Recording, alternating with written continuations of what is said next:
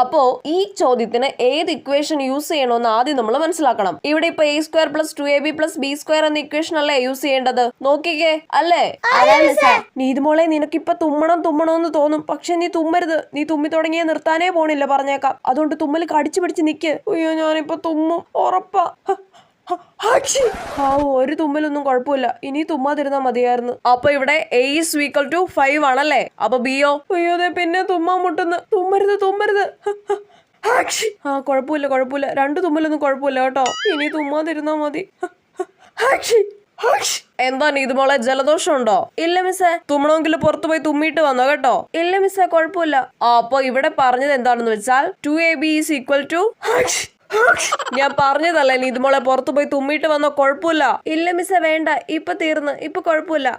ശരി. അപ്പൊ പറഞ്ഞത് എന്താണെന്ന് വെച്ചാ സോറി മിസ്സേ.